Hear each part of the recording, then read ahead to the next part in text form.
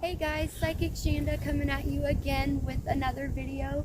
Today we took a break from our spirituality and psychic development curriculum because I have been to the infamous Greenwood Cemetery in Decatur, Illinois, and we are at the bride section right now. This is her stone. There's actually been a lot of controversy if this is really her stone or not, but this is where she's always seen.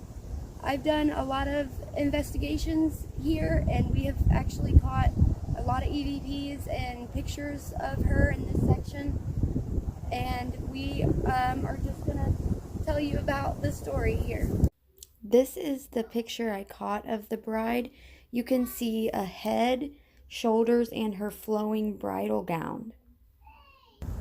Okay, so the story goes back in the 1920s, I believe it was 1928, the Greenwood bride, she was engaged to the love of her life, and he was doing the prohibition. He was transferring moonshine.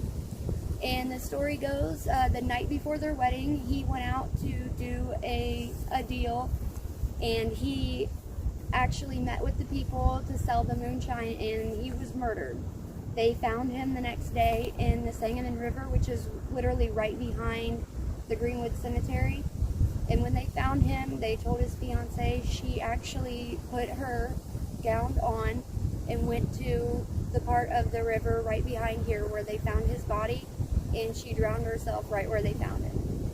And so she was actually buried here in this section, and she's definitely very restless. I felt her so many times here. She wants her story told, and we've got so many pictures of her. This is definitely a good place to investigate if you want to come to Greenwood and find some spirits or get some evidence. This is a really good place for that.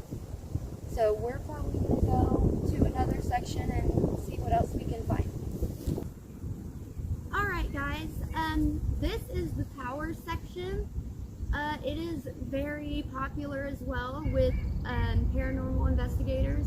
This section usually seems to get a lot more darker energy with the EVPs and responses with the spirit box and stuff.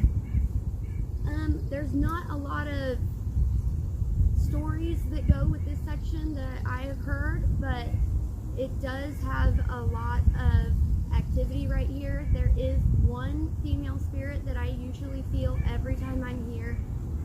She seems very distraught and really willing and wanting to come through and speak. So if you guys come here, the power section is also a very good place. I know it is getting darker out, so it might be getting harder to see, but this section is a really good one. We're going to go to the Civil War section, which is right over here, and we're going to talk about more about the overall feeling of this cemetery and the things that has happened here. So let's go ahead and go over to the Civil War section, and we'll talk more over there. Okay guys, so this is the Civil War section of Greenwood Cemetery. This section has always been my favorite. Every time I come to this cemetery, I always got to make sure I hit this section.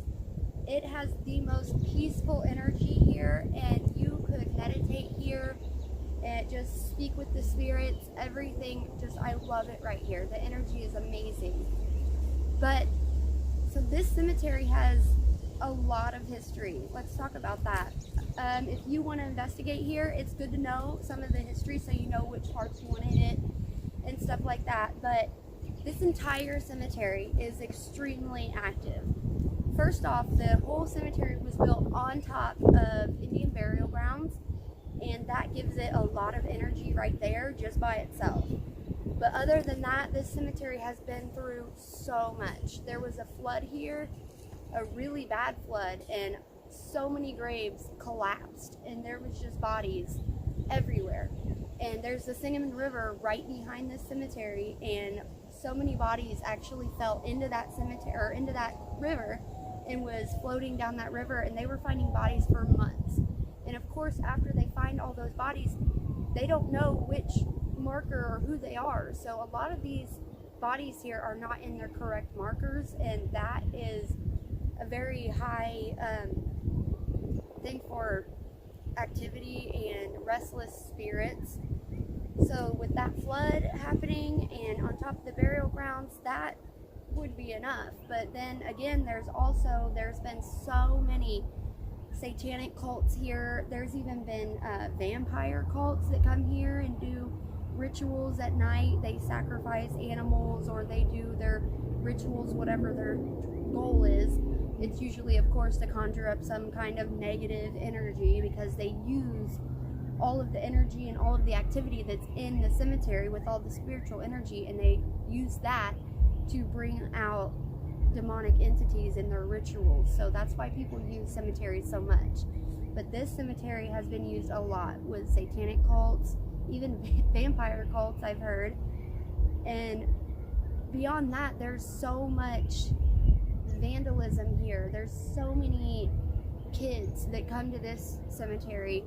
They come here drunk, they come here high, they come here as just an adrenaline rush. They break in, they vandalize the stones, they vandalize graves, and those spirits have already been through so much. They're so fed up with that. So if you come here in the middle of the night drunk or high or with no good intention, these spirits can feel that, and they'll definitely let you know that they do not want you here to do something negative. And they are just so on edge with so many people doing so many things like that, that they definitely will let you know. But if you come here with good intentions, just wanting to make contact or speak with the spirits here, it's a wonderful place to investigate. There's not much negativity here, despite all of the rituals and satanic cults that have tried to conjure up so much negativity. There's not that much negativity here. There is a lot of activity, but it's not really negative. But I mean, this cemetery has so many spots. I wish I had all day, because I would go through and show you every spot to this cemetery. But unfortunately, the sun's going down. I don't really have a lot of time, but I just really wanted you guys to see how beautiful and how amazing this cemetery is. And soon we will go back to our regular curriculum.